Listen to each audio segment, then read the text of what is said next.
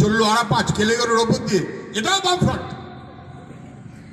ভুলে যাবেন না যে সব এখন নাকি দিদিমণি করছেন। রাস্তাঘাট মানুষের যাতায়াত বামফ্রন্ট। আমি সুজন চক্রবর্তী, আমি যখন স্কুলে পড়ি তখন বামফ্রন্ট আসেনি। টিউবওয়েলের জল আমরা খাবার সুযোগ ছিল না, পুকুরের জলে ফটকিরি মেরে সেই জল খেয়ে বড় হয়েছে। কম বয়সের ছেলেমেয়েরা বিশ্বাস করবে না, সেইখানে টিউবওয়েলের জল করে পাইপলাইন বামফ্রন্ট। আমি যখন বিশ্ববিদ্যালয়ে পড়াশোনা করি, রিসার্চ করছি, তখনও বাড়িতে আমার হারিকেন, খেলার এসব চত্বর তো বটে, হারিকেন। আর এখন ঝকঝকে চারপাশ, যেন মনে হচ্ছে কলকাতা হাতছানি দিয়ে ডাকছে। ঢিল মারলেই যেন কলকাতা এসে গেল গোছের ভাব। কি ছিল এই চারপাশটা? ইএম বাইপাস ছিল? ছিল না, হোগলা বঞ্চ। আর ইএম বাইপাসের পিছন থেকে যা দেখছেন কি ছিল? অন্ধকার, নিকষ অন্ধকার। 6টা, 6:30, 7টা বাইরে বেরোবার জো নেই। 7টা, 7:30 খেয়ে দিয়ে অন্ধকার। ভোরের বেলা উঠে বেরিয়ে পড়ে, আলো ঝলমল। পশ্চিমবাংলার গ্রামাঞ্চলে মানুষের পেটে, গরিব মানুষের পেটে খাবার জুটিয়েছে বামফ্রন্ট। রাস্তাঘাট যাতায়াতের বন্দোবস্ত করেছে বামফ্রন্ট। শুধু পানীয় জল না, বিদ্যুতের বন্দোবস্ত করেছে বামফ্রন্ট। আমাদের বাড়ির ছেলেমেয়েরা লেখাপড়া করতো না, এই পাশে স্কুল না, এটা নয়াবাদ তো বামফ্রন্টের আমলে। আর বেরিয়ে যান খেয়াদা, বামফ্রন্টের আমলে কি ছিল যখন বামফ্রন্ট ছিল না?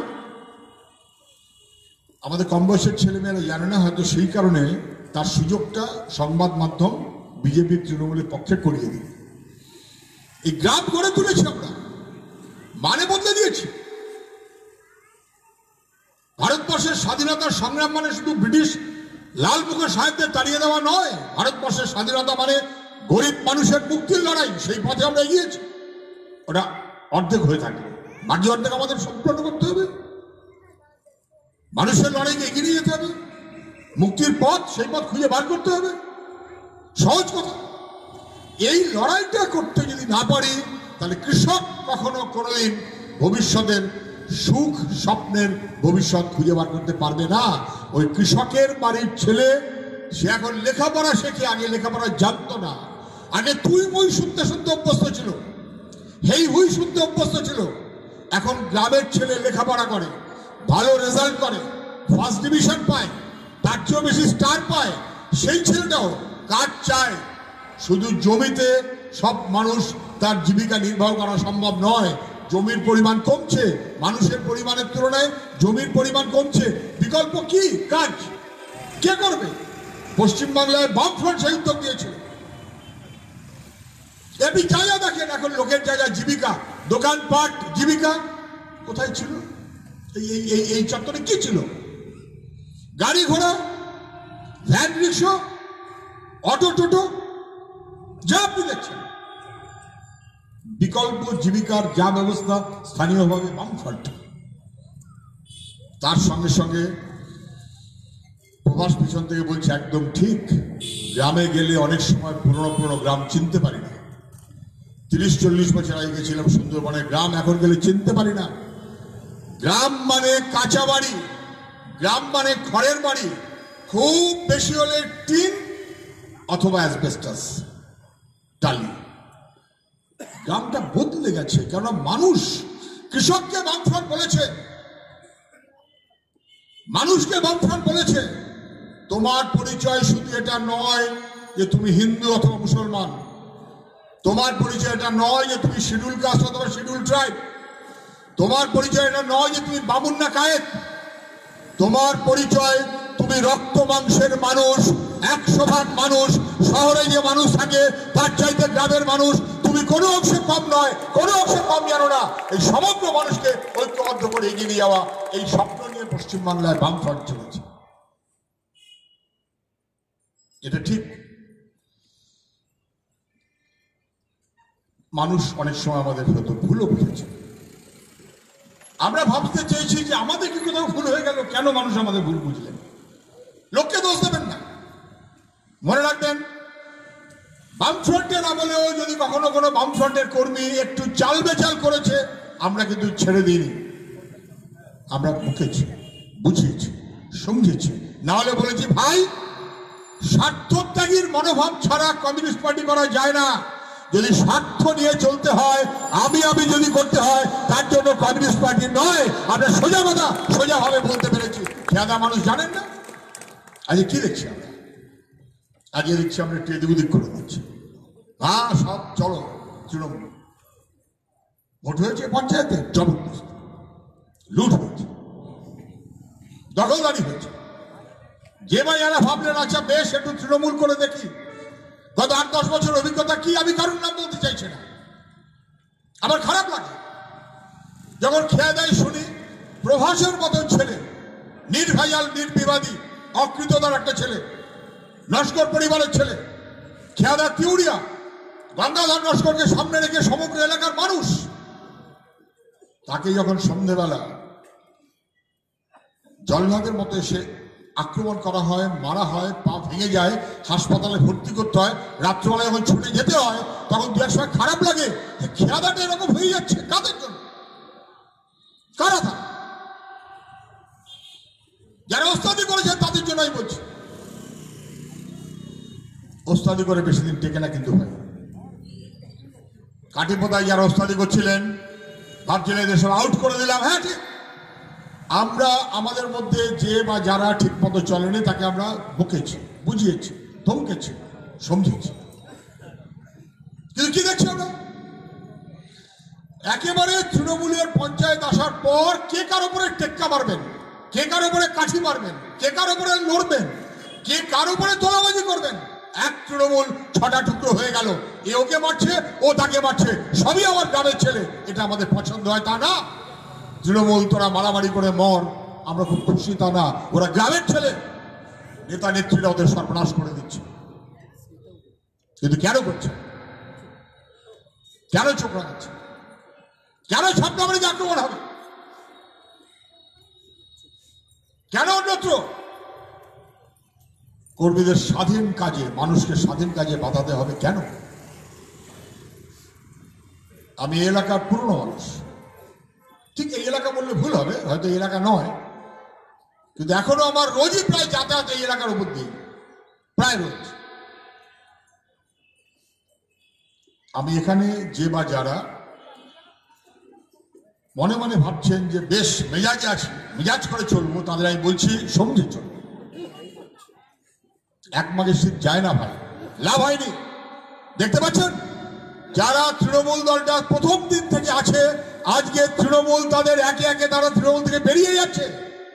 নৌকো ডুবছে, জাহাজটা সমুদ্রে পড়ে টালমাটাল খাচ্ছে, যে কোনো সময় ডুবে যাবে। ইঁদুরগুলো খেয়ে খেয়ে খেয়ে খেয়ে গতর মোটা হয়ে গেছে, এখন ইঁদুরগুলো জাহাজ থেকে পালাবার তালে আছে। দেখে বুঝতে পারছেন? অনেক কথাই যাওয়ার দরকার নেই। গতকাল ওদের এক বড় নেতা নাকি দলবল ভেঙে চলে গেছে। কোথায় গেছে? বিজেপি। কি করে যেতে হলো? পায়ে একেবারে হাত দিয়ে সাষ্টাঙ্গ প্রণাম। বেশ বাবা, পায়ে হাত দিয়ে তৃণমূল থেকে বিজেপিতে যা, বুঝলুম। কি বলল? যেতে এত দুর্নীতি হয়েছে যা সহ্য করা যাচ্ছে না। কে বলছে? তৃণমূলের নেতা। স্কুল সার্ভিস কমিশনে এত দুর্নীতি হচ্ছে আর সহ্য করা যাচ্ছে না। কে বলছে? তৃণমূলের নেতা। আর সে যখন বলছে তখন তার সঙ্গে বিজেপিতে যাবার জন্য ডাসে 4টে চেয়ার পরে বসে আছে।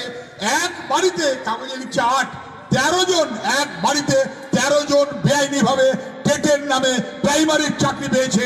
এত বড় দুর্নীতি, সেই দুর্নীতির লোককে সঙ্গে রেখে বলছে আমি দুর্নীতির বিরুদ্ধে লড়াই করব। সোনার পাথর বাটি। আর উনি কি বলছেন? উনি নবান্ন থেকে বেরিয়ে এসে একটা ভাষণ দিয়ে দিলেন, 10 বছর ধরে করে কমে খেয়ে এখন অন্য দলে চলে যাচ্ছে। মানে নাকি তাহলে তৃণমূলে করে কমেই খাচ্ছিল, তৃণমূল করে কমে খাবারই জায়গা। আমরা বলছিলাম তৃণমূল দুর্নীতির জায়গা, শুভেন্দু বলছে হ্যাঁ। আমরা বলছিলাম তৃণমূল করে কমে খাবার জায়গা, ওস্তাদি করার জায়গা, তোলাবাজির জায়গা। দিদিমণি বলছেন হ্যাঁ, কিন্তু দাদা ভাই এসে বলছে তোলাবাজিতে তুমি দিদিমণি তোমার চাইতে আমি বড়, তৃণমূল আমার সঙ্গে পারবে না। আমি দিল্লি থেকে অমিত শাহ এসেছি, আরো বড় তোলাবাজ। কার লাভ হবে? মাথা নিচু করার চলা কৃষক সিনা সোজা করে পঞ্চায়েতের ভোট দিয়েছে, কাছারি বাড়ির জমিদার বাবুকে সরিয়ে দিয়েছে। লস্করদের মাতব্বরি চলতো, মন্ডলদের মাতব্বরি চলতো, দাস অধিকারীদের মাতব্বরি চলতো, রায়দের মাতব্বরি চলতো, আর সরকারদের মাতব্বরি চলতো। সাতটা তো চেনা জমিদার জমিদার। সেইখানে গ্রামের কৃষক জমিদার বাড়ির আশপাশে যে যাওয়ার সুযোগ পেত না। আমার চাইতে খেয়াদার লোক বেশি জানেন। আমি তখন বহুবার এসেছি, বাচ্চা ছেলে, আমি কলেজে পড়ি, অনেকবার এসেছি কৃষকদের সঙ্গে। কৃষকরা সংগঠিতভাবে লড়াইয়ের মধ্য দিয়ে, নিজেদের ঐক্য প্রতিষ্ঠা করার মধ্য দিয়ে জমিদার তন্ত্রকে দূরে সরিয়ে দিয়েছেন, জমিতে অধিকার প্রতিষ্ঠিত করেছেন, তারপর রাজনৈতিকভাবে শক্তি বৃদ্ধি করেছেন, এবং তারপর পঞ্চায়েতের মধ্য দিয়ে গরিব মানুষের পঞ্চায়েত তা চালু করেছেন। উল্টে গেল, এটা চলতে পারে না। আমি কথা বাড়াবো না, আমার দুটো কথা বলে আমি কথা গুটিয়ে আনবো। এক, খবরের কাগজ খুলুন, প্রথম কথার খবর কি? সব কাগজে শুভেন্দু চলে গেছে, 5 জন নিয়ে গেছে, 7 জন নিয়ে গেছে, 10 জন নিয়ে গেছে। আমি বলছি তৃণমূলের যারা লোক আছেন তাদেরকেও বলছি, শুনে রাখুন, এটা খবর না, এটা খবর না যে শুভেন্দু তৃণমূল থেকে বিজেপিতে চলে গেছে। খবর এটাই, কদিনের মধ্যে কবে পিসি আর ভাইপো মাথা নিচু করে সুরসুর করে বিজেপিতে গিয়ে ঢুকবে, খবর হচ্ছে সেটাই, তার অপেক্ষায় থাকে। তৃণমূল বলছে শুভেন্দু 14 সাল থেকে বিজেপির সঙ্গে জয় রাখছে, আর শুভেন্দু বলছে আমি তো ছিলাম 2 নম্বর বা 3 নম্বর, 2 নম্বর মুকুল রায় হলে আমি 3 নম্বর। শুভেন্দু বলছে 1998 সাল থেকে, আমরা তো বলছিলাম 1998 সাল থেকে বিজেপির সঙ্গে সম্পর্ক রেখে চলেছে তৃণমূল। 98 সালে তৃণমূল জন্মেছে, 98 সালে তৃণমূল 9 জন এমপি পেয়েছে, পশ্চিমবাংলায় 2 জন বিজেপি একসাথে এক চালানে একেবারে বিজেপির সঙ্গে সরকারের সংসারের অংশীদার হয়েছে, সরকারের মন্ত্রী হয়েছে। তৃণমূল বোঝাচ্ছে দিদিমণি বিজেপি খারাপ। কে বানিয়েছে বিজেপি পশ্চিমবাংলায়? যে বিজেপির পশ্চিমবাংলায় কোনো চান্স ছিল না। জ্যোতি বোস, বুদ্ধ ভট্টাচার্য চোখ লাগিয়ে বলতে পারতেন মানুষের মধ্যে জাত ধর্মের ভাগ করো না। মানুষ যখন রক্ত দেন, যে বোতলে রক্ত নেওয়া হয় ওই বোতলে লেখা থাকে না যে কার শরীর থেকে রক্ত নেওয়া হয়েছে, ওটা হিন্দুর না মুসলমানের। তাহলে রক্ত যখন দেওয়া হচ্ছে, আপনার শরীরে যে দেওয়া হচ্ছে ওটা কার রক্ত? বোতলে তো লেখা নেই ওটা হিন্দুর না মুসলমানের, ওটা বামুনের না শিডিউল কাস্টের। তাহলে জাত ধর্মের বড়াই করে লাভ কি? তার চাইতে অনেক বড় বড়াই আমি মানুষ, মান এবং হুঁশ সঙ্গে নিয়ে ভবিষ্যতের জন্য, মানুষের জন্য আমাদের পথ চলতে হবে, এটাই তো কথা। যতদিন জ্যোতি বোস, বুদ্ধ ভট্টাচার্য ছিলেন, শুনে রাখুন, আরএসএস এর জন্ম, বিজেপির জন্মের আগে জনসংঘ, জনসংঘের আগে আরএসএস, জনসংঘের জন্ম হয়েছে আমাদের পশ্চিমবাংলায়, নেতা ছিলেন বাংলার। জনসংঘ স্বাধীনতার পর অনেকগুলো আসন ছিল বটে, কিন্তু কালে কালে পশ্চিমবাংলার রাজনীতিতে জনসংঘই হোক, হিন্দু সম্প্রদায়ের মনোভাব থেকে সাম্প্রদায়িক, অথবা মুসলিম লীগ হোক, মুসলমান সমাজের, হিন্দু বা মুসলমানের সমাজের নাম করে কেউ জিততে পারেনি। জ্যোতি বসু, বুদ্ধ ভট্টাচার্যের আমলে একটা মিউনিসিপ্যালিটির আসন পর্যন্ত বিজেপি জিততে পারত না।